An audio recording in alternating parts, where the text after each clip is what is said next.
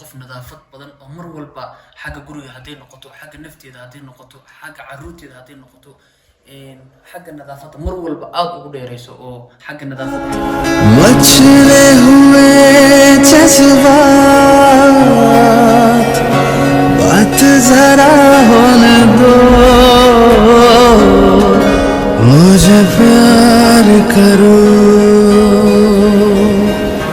मुझे प्यार करो प्यार मांगा है तुम्ही से ना इनकार करो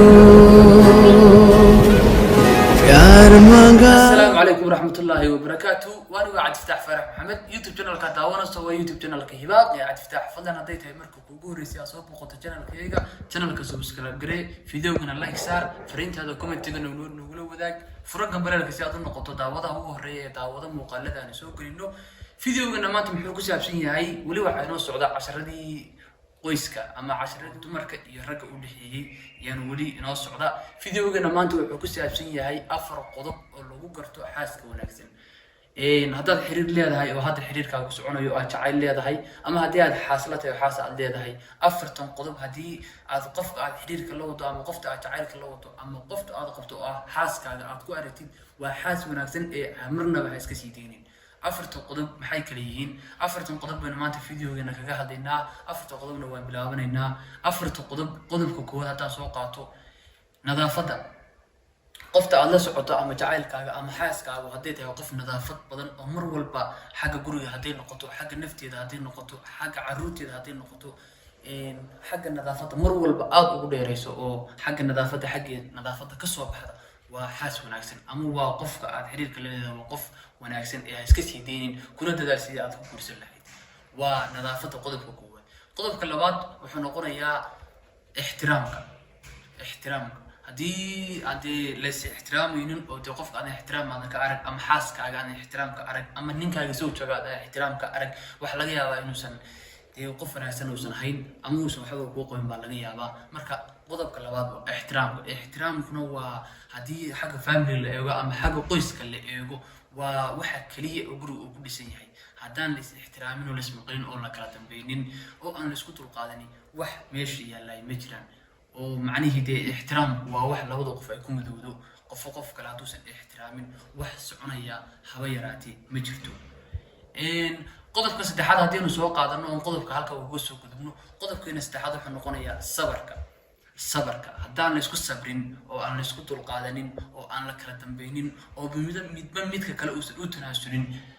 xiriirka halkaa qofka kala dhaxeeya ama ninka ha noqda maxay gabartaa noqday xiriir sii jireen noqon maayo xiriir sii socdana noqon maayo haddii xagga aad xaasla tahayna mar walba haddii aad isku sabrin oo aydan kala dambayn oo aydan ismaqlin sabarku waa dan wax kasta oo yimaado waan la isugu dulqaato waan la isugu sabro mar baa nolol adag kusoo wajahaysaa mar baa nolol wacan kusoo wajahaysaa saad tii wanaagsaneed ee macaaneed aad ula soo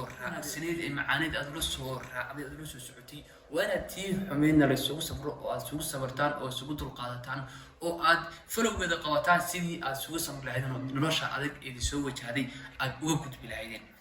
qodobka saddexaadna waa qodobkaas waa sabarka ixtiraamka iyo nadaafadda qodobka afraad wuxuu noqonayaa oo ah qodobka afraad ee ugu dambeeya afartii qodob aynu ka hadlaynay qorshaynta waxa la yiraahdo mar walba xagga xaaska ku wanaagsan tahay ama xagga dumarka ku wanaagsan tahay inkastoo ragga laftirkiisuba qorsheeyo haddana xaaskaaga mar walba waxay kusoo bandhigto ama waxa ay soo qorshayso waxa wanaagsan oo fiican in aad ku tixgelisid oo aad tig u saartid oo sax aad tirahayd oo aad la qaadatid oo aad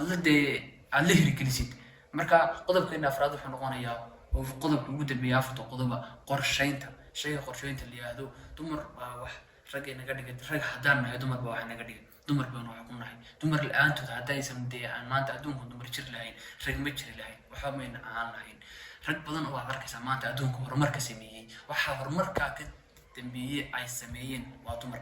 nin aan dumar ka dambayn ama nin aan gabar ka dambayn ama nin aan xaas ka dambaynin meel ma gaaro haddaynu nahay ragga dumarka si wacan ha loola dhaqmo dumarka si wanaagsan ha loola dhaqmo xaaskaaga ama haddii aad qofka jacaylka la wado ama qof aad xiriir hadeer la wado isku day inaad si wanaagsan ula dhaqanto taasi waa iga waano